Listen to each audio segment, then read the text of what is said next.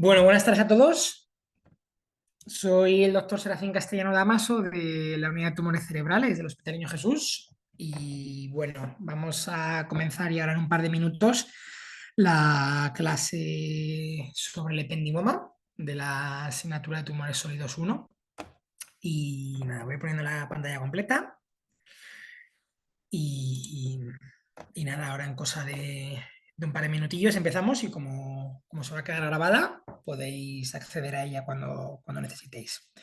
La cámara hoy no me funciona, pero bueno, intentaré ya que en próximas semanas ya podamos también vernos las caras. Y nada, hoy en principio eso va a ser, yo os voy a dar las clases de ependimoma, de ATRT y otros tumores embrionarios y de gliomas de alto grado, incluyendo el IAPI, el glioma difuso intrínseco de protuberancia.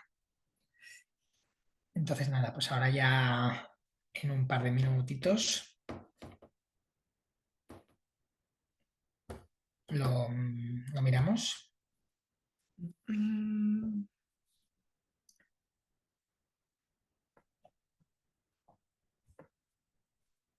Vale, en principio yo creo que sí, son más o menos eso, como 40 minutillos. Así que, así que nada.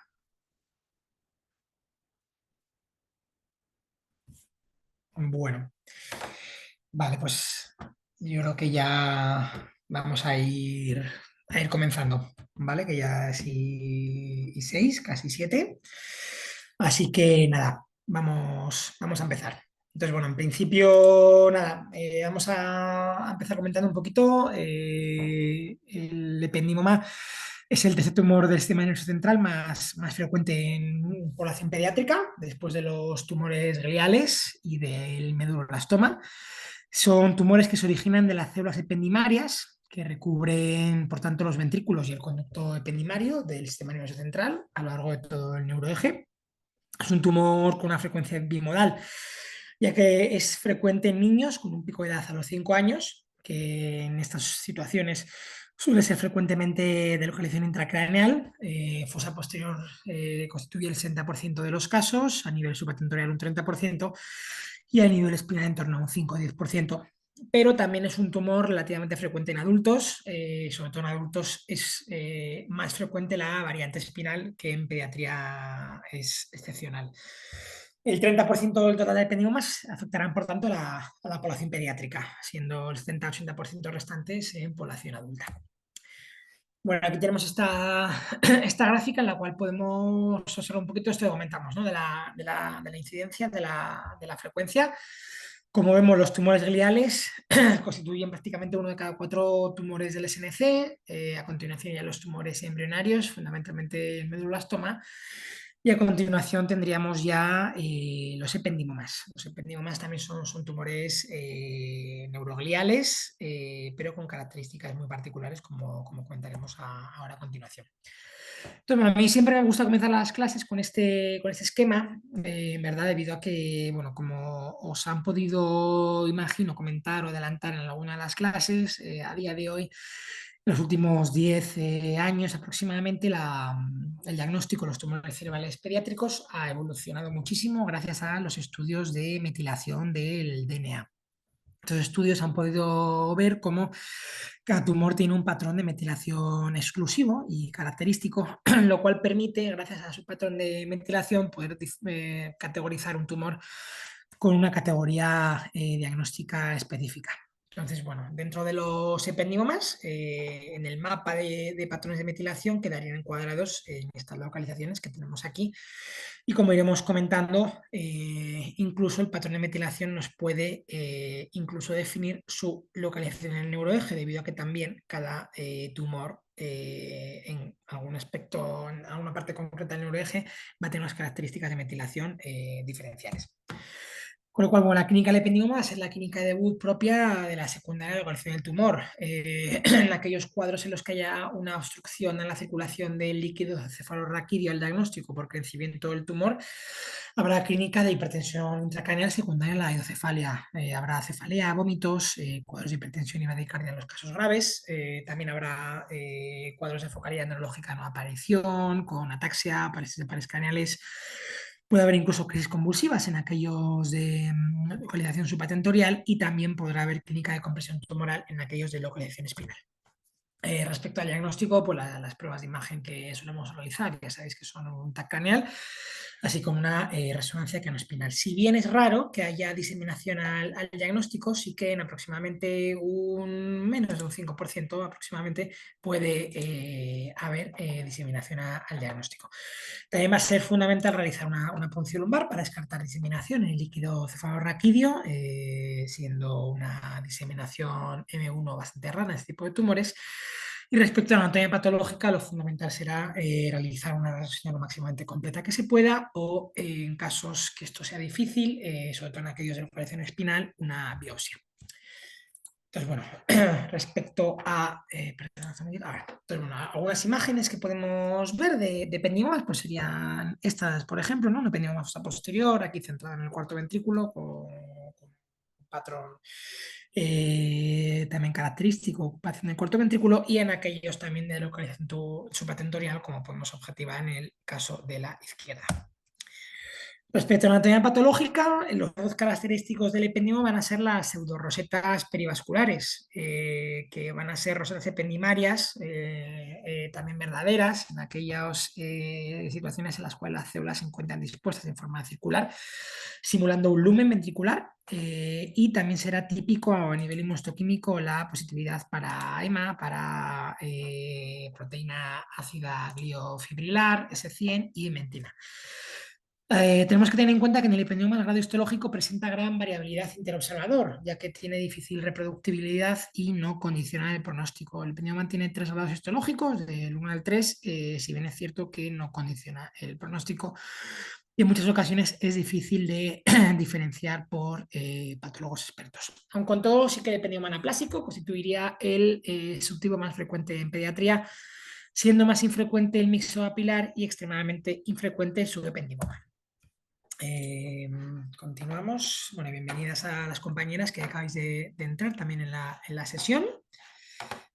A ver, entonces, bueno, tenemos ya por aquí también para comentar un poquito, ¿no? Que, como bien comentábamos, tanto los estudios de metilación han tenido un gran avance en la última década y esto ha permitido clasificar el ependimoma en 9 subtipos moleculares, ¿no? Que serían los que tenemos aquí. De localización subatentorial estaría el subependimoma, los ependimomas YAP1, los ependimomas RELA, y en fosa posterior estaría su grupo A, su grupo B, también el subependimoma, y a nivel espinal encontraríamos subependimomas, ependimomas mesoapilar y ependimoma clásico, que bueno, sería sobre todo de histología anaplásica, que suele ser típico de aquellos pacientes con mutación en NF2.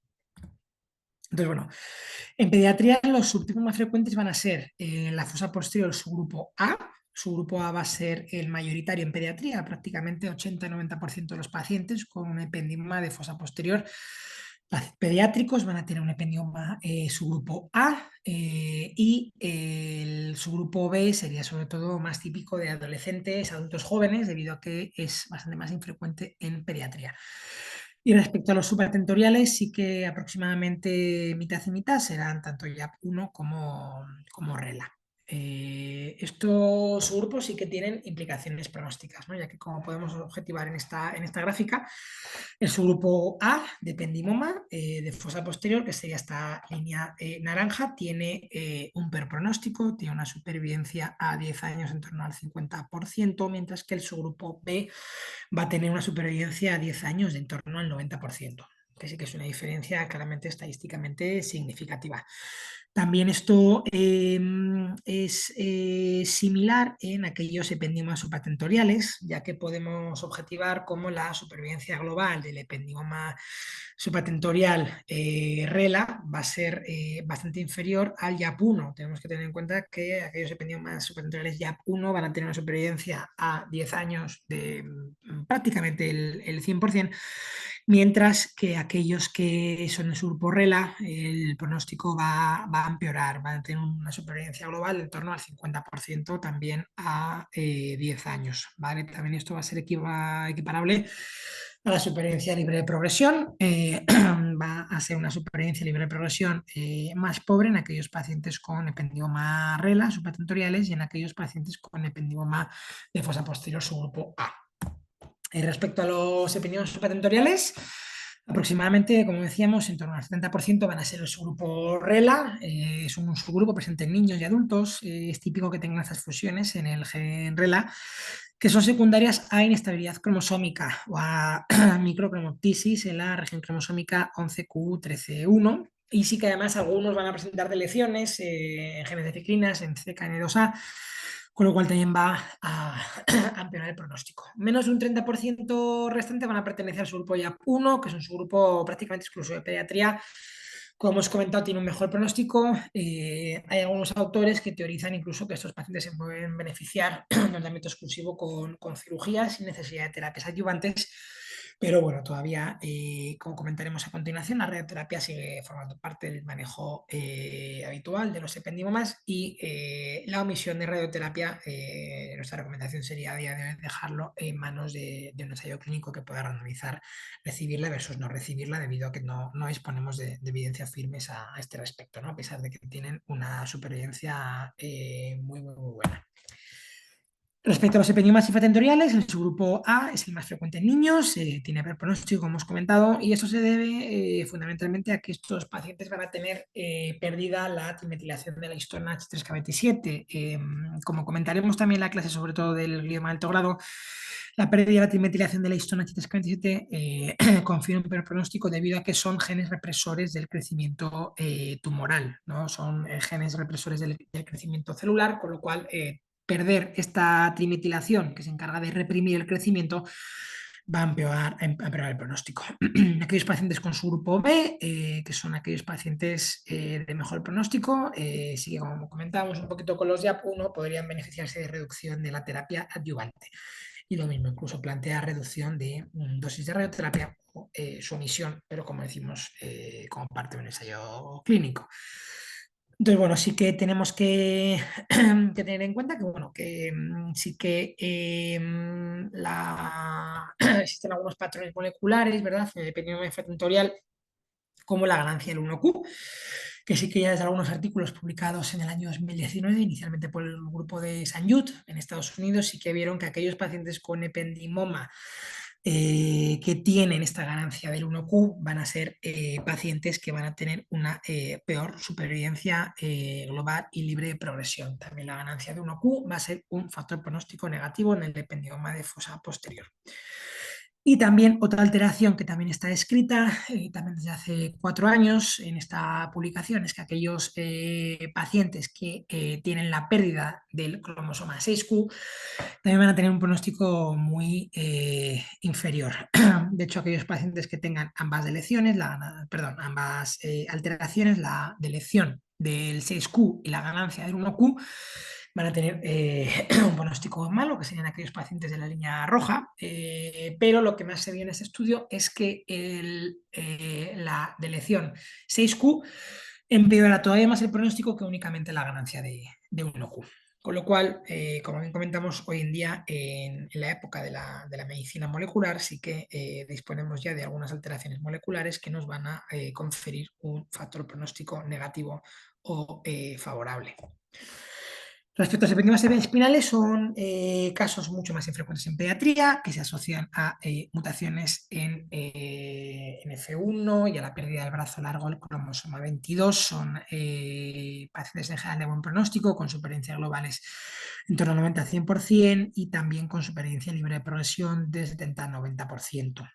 Un subgrupo típico en pediatría es el ependioma mixopapilar, que es típico del cono medular, de la cola de caballo, y que presenta una excelente supervivencia a largo plazo, pero sí que es bastante frecuente la presencia de recaídas, tanto a nivel local como a nivel metastásico. El ependima espinal con amplificación en EMIC representa un subgrupo mucho más agresivo, que son pacientes con supervivencia a largo plazo. Respecto al tratamiento del ependima, como ya hemos adelantado, lo fundamental va a ser, con muchos tumores cerebrales pediátricos, conseguir una cirugía y conseguir una resección lo más amplia posible, lo cual va a ser difícil en aquellos casos que emerjan del suelo o de la cara lateral del cuarto ventrículo. Posteriormente deberíamos consolidar esta cirugía con una radioterapia focal. En el resto tumoral, si existiese, o en el lecho de la resección quirúrgica, en aquellos pacientes que tengan al menos un año de edad, y sí que en aquellos pacientes que tengan enfermedad diseminada al diagnóstico o diseminada en la recaída, que tengan más de 3-5 años de edad, se podrían beneficiar del uso de la radioterapia cranoespinal. Sí que hay un papel controvertido en la quimioterapia en este tipo de tumores. Tradicionalmente se considera un tumor relativamente quimio-resistente, pero sí que tenemos alguna evidencia y sí que tiene algún papel en aquellos pacientes con resecciones incompletas para facilitar una segunda cirugía en aquellos pacientes de menos de 12 meses o incluso en aquellos pacientes en los cuales tengan una resección incompleta y a pesar de ser irresecable el resto tumoral, sí que también se ha visto que facilita llegar a la radioterapia con la menor carga de enfermedad posible.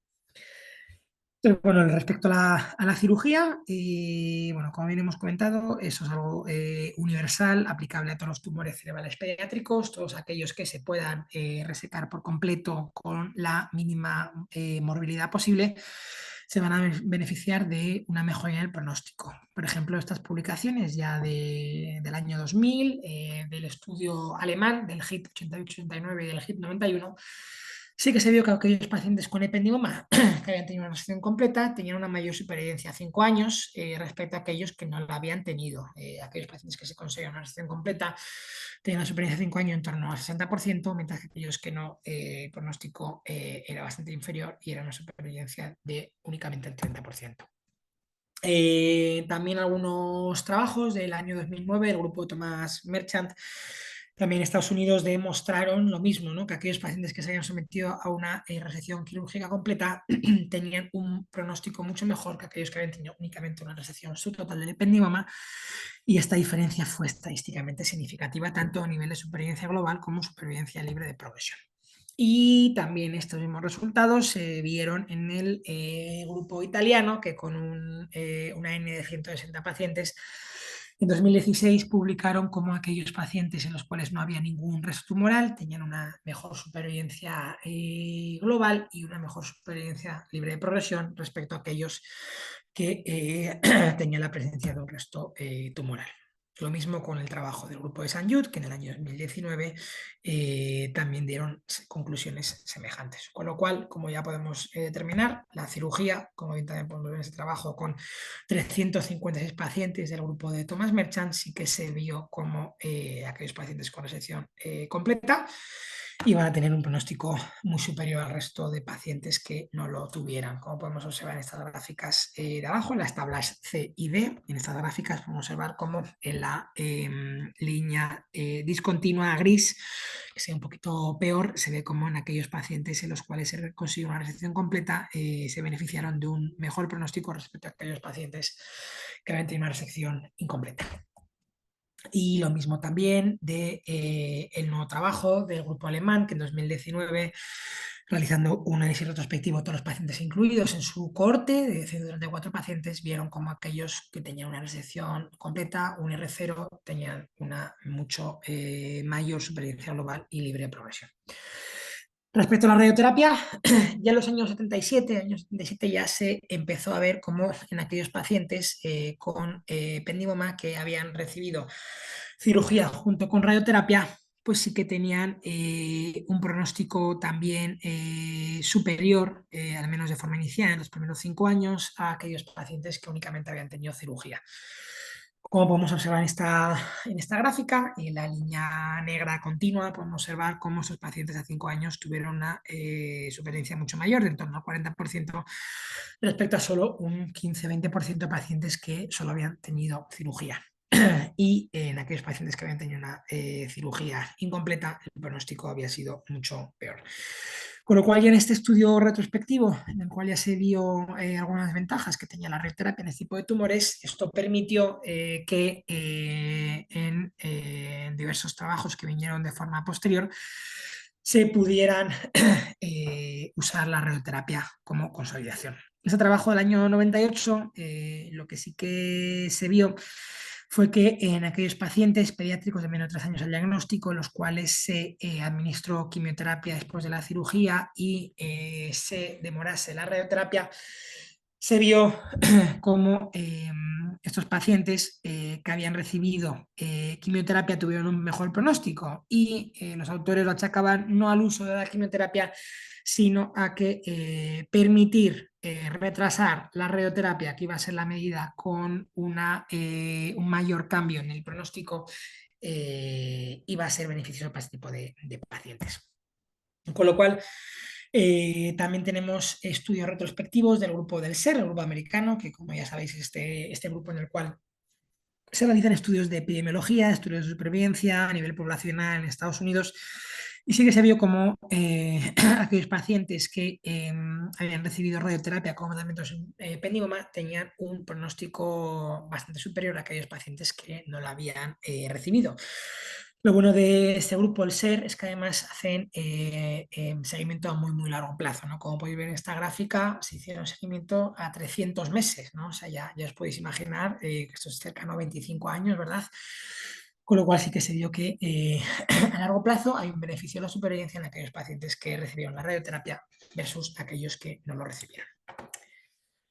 Entonces, bueno, ya sabemos que el epenioma se va a manejar con cirugía lo máximamente completa que se pueda, si es resección completa, mucho mejor, y radioterapia adyuvante para consolidar esta cirugía.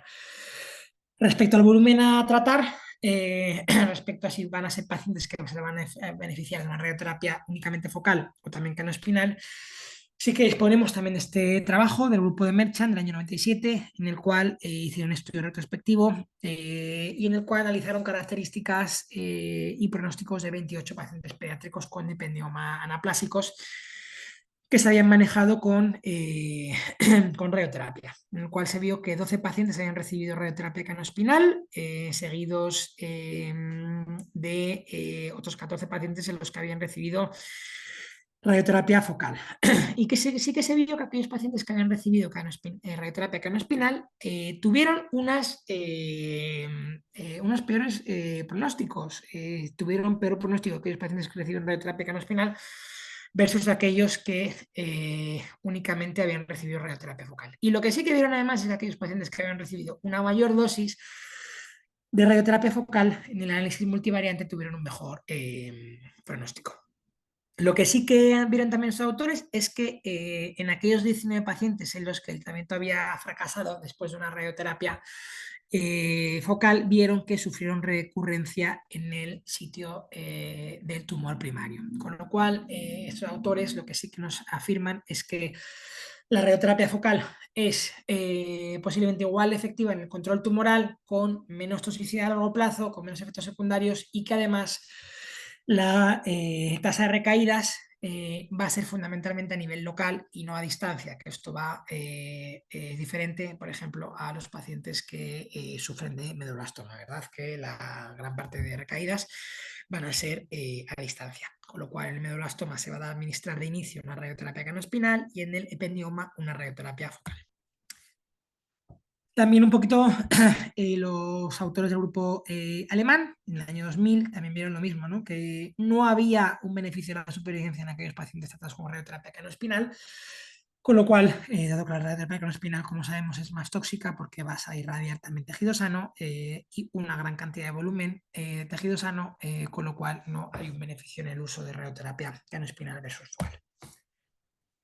Sí que respecto a la dosis, como ya hemos comentado, tanto el trabajo de Merchant como el trabajo de este grupo de Texas, que en el año 92, de la MD Anderson, publicaron como aquellos pacientes que habían recibido una dosis mayor de radioterapia, más de 50 grays, sí que tuvieron una diferencia estadísticamente significativa en cuanto a su supervivencia libre de enfermedad. Con lo cual, sí que una dosis mayor de radioterapia va a mejorar el pronóstico de estos pacientes.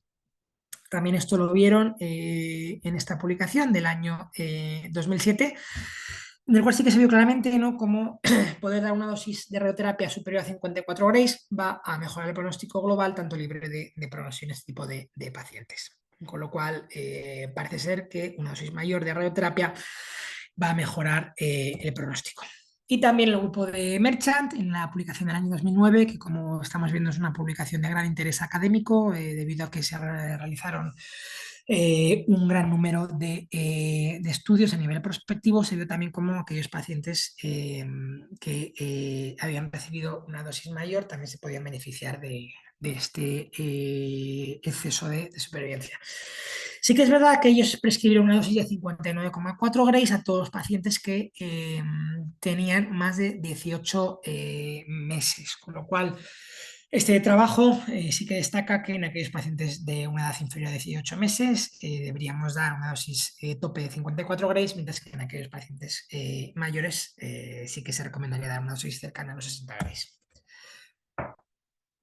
También un poquito en el grupo italiano también vieron como el papel del boost, ¿no? El papel del boost sí que es un papel un poco controvertido, debido a que solo el grupo italiano de momento a día de hoy es el que ha hecho alguna publicación, en el cual sí que estos autores sí que vieron como que de los 24 pacientes que recibieron un boost sobre el lecho tumoral, tenían una supervivencia libre de progresión a 5 años superior. Con lo cual, es verdad que es el único trabajo en el cual se ha visto que un boost sobre el lecho tumoral puede tener un papel pronóstico, pero sí que es verdad que en el protocolo europeo actual, SIOP-21-2, se ha estado aleatorizando entre recibir boost o no. Esos resultados todavía no se encuentran publicados, con lo cual desconocemos si el uso de un boost sobre el lecho tumoral puede tener algún papel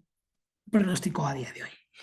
Respecto al uso de la quimioterapia, sí que, como decíamos al principio, el ependimoma es un tumor relativamente quimioresistente. Sí que podemos ver como aquellos pacientes que recibieron quimioterapia en este trabajo del año 92 no tuvieron una mejoría del pronóstico estadísticamente significativa.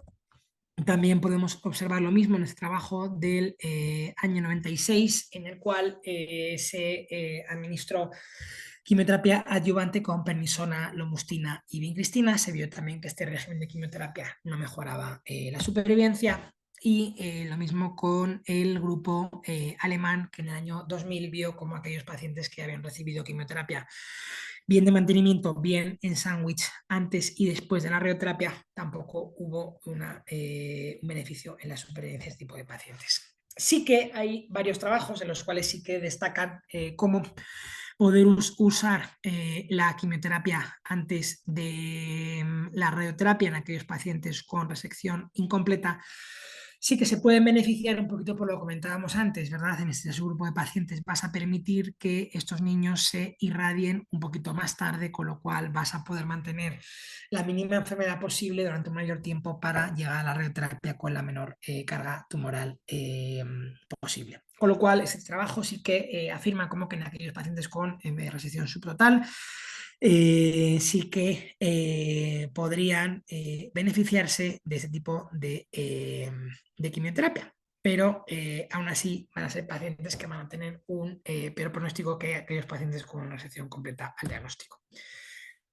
Y sí que también el grupo francés, en el año 2001, el grupo del doctor Yasgril, sí que vio como con una mediana de seguimiento de 4,7 años en aquellos pacientes en los cuales se administró quimioterapia sin radioterapia, en aquellos niños menores de 5 años, sí que se vieron una supervivencia libre de progresión de en torno al 22%, con supervivencias globales en torno al 59%. Y sí que se podía ver como en aquellos pacientes los cuales recibieron este régimen de quimioterapia, comparado con controles históricos, no tenían un pronóstico excesivamente malo. Pero bueno, si bien es cierto, como bien comentamos, es de los pocos trabajos que defiende únicamente el uso de quimioterapia sin radioterapia.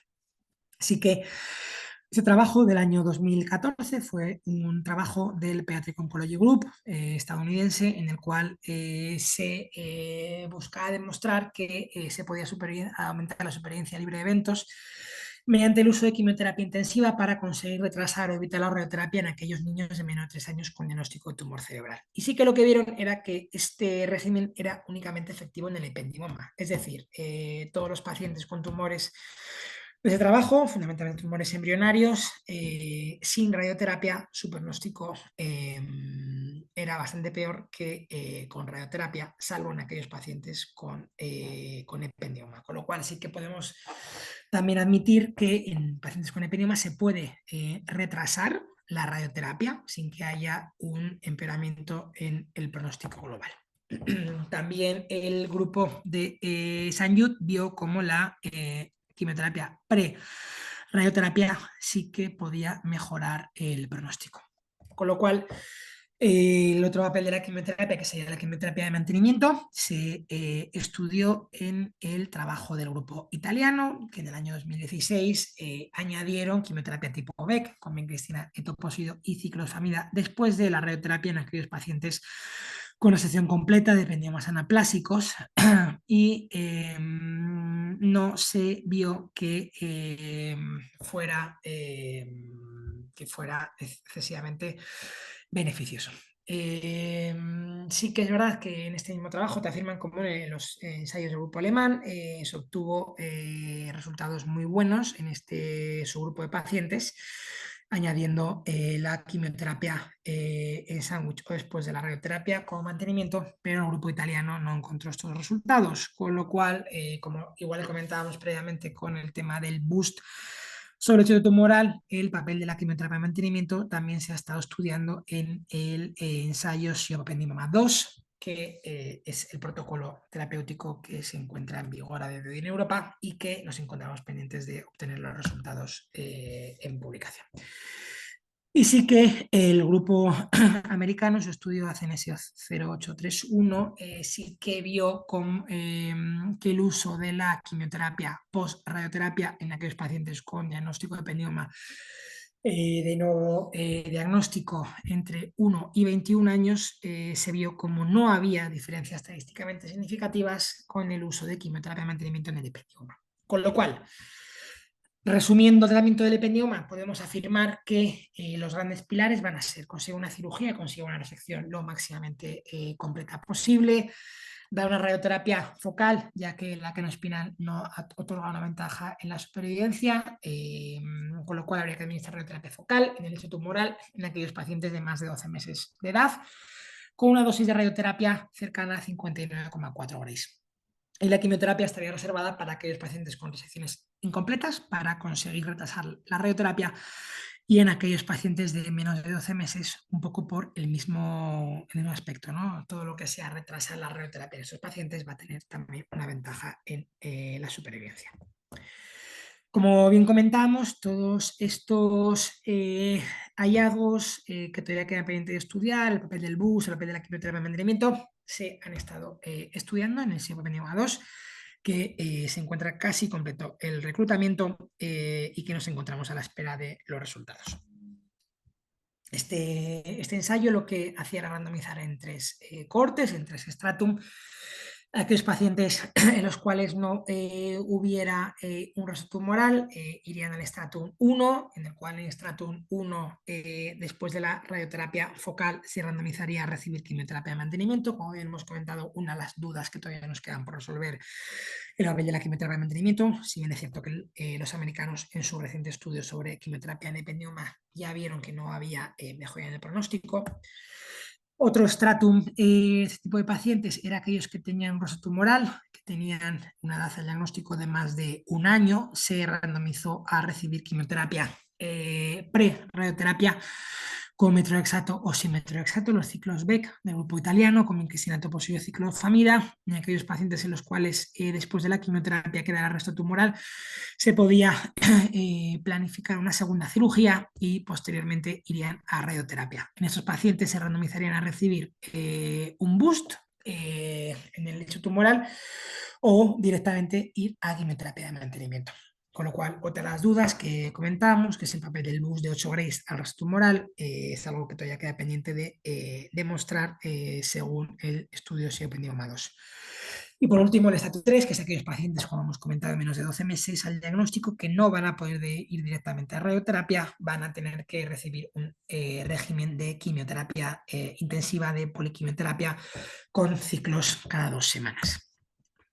Respecto a la recaída del ependioma, bueno, sobre todo tenemos que tener en cuenta una de las medidas terapéuticas que más se emplea es la reirradiación. Sí que el grupo canadiense sí que objetivo en un estudio retrospectivo que aquellos pacientes que se sometían a reirradiación en la recaída iban a tener una mejor supervivencia, ¿no? Aquellos pacientes que no se irradiaban en la recaída a 5 años iba a haber una supervivencia del 0% y van a fallecer todos los pacientes, que en este estudio fueron 16, mientras que aquellos que sí que se reirradiaron sí que tuvieron una supervivencia a 5 años mucho mayor de en torno al 40%.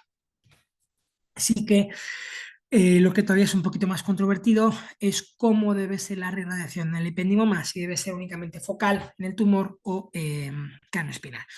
Entonces sí que lo que vio el grupo de Thomas Merchant en esta publicación del año 2017, en los cuales estudiaron sobre 101 pacientes con ependioma en recaída, como aquellos pacientes que tuvieron una mejor supervivencia fueron aquellos pacientes que tuvieron una recaída a distancia y que sometieron a radioterapia canoespinal. Con lo cual sí que podemos afirmar que en aquellos pacientes con ependioma que tengan una recaída a distancia se van a beneficiar del uso de radioterapia canoespinal respecto a aquellos pacientes que se sometan únicamente a radioterapia focal. Con lo cual sí que en una recaída a distancia habría que dar radioterapia canoespinal y en una radioterapia, una recaída local sí que estaría un poquito más controvertido, pero sí que se puede también plantear el uso de una radioterapia canoespinal. Y también ya para finalizar vamos a hablar brevemente sobre el tratamiento de los ependimas espinales. De los ependimas espinales disponemos de unas guías de práctica clínica de la Sociedad Europea de Neurooncología, publicadas en 2017, en los cuales, bueno, un poquito van a dar un poquito de lo mismo que ya hemos comentado en el resto de ependimomas pediátricos. Sobre todo van a ser pacientes que se van a beneficiar de conseguir una cirugía lo máximamente completa que se pueda, teniendo en cuenta la posible morbilidad de una cirugía en la médula espinal. Por otro lado, también tenemos que tener en cuenta que una segunda intervención siempre habría que considerarlo en aquellos pacientes en los cuales quede residuo tumoral. Y también tendríamos que tener en cuenta que la radioterapia de adyuvante posoperatoria con dosis hasta 59,4 Grays se recomienda en niños de más de 18 meses, como hemos comentado previamente, mientras que en aquellos niños con edades comprendidas entre los 12 y los 18 meses van a beneficiarse de una dosis inferior de 54 Grays debido a una mayor toxicidad con los 59,4 Grays.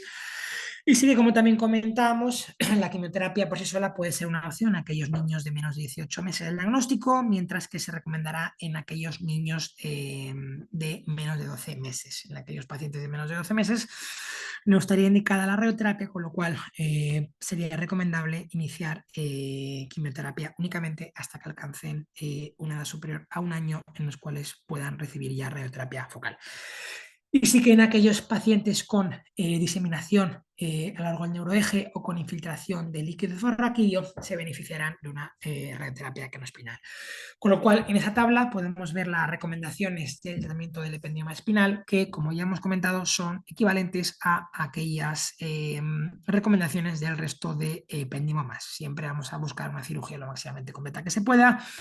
Vamos a consolidar esa respuesta con la radioterapia focal con dosis en torno a 59,4 Grays en niños de más de 18 meses, con una dosis de 54 Grays en niños de entre 12 y 18 meses, reservando la quimioterapia exclusiva en aquellos pacientes de menos de 12 meses y la radioterapia craneoespinal en aquellos pacientes con diseminación a distancia al diagnóstico.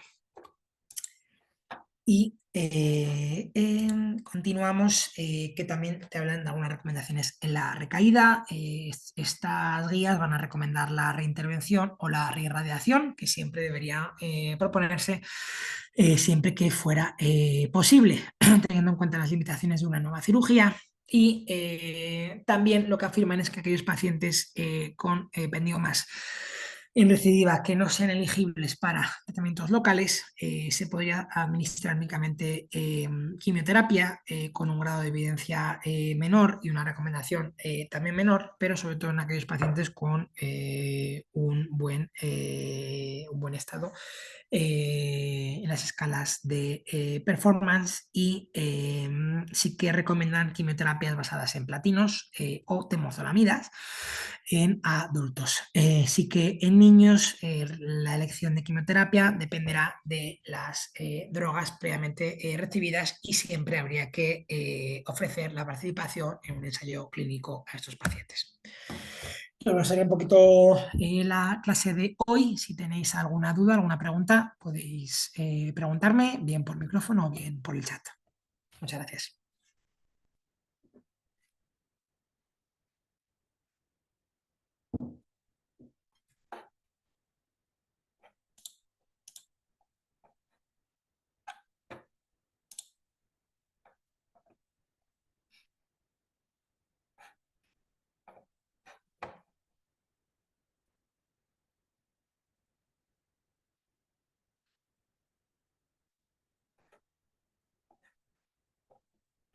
Muchas gracias, Fanny.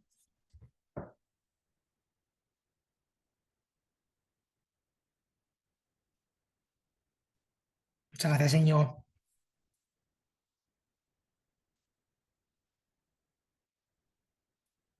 Bueno, pues si no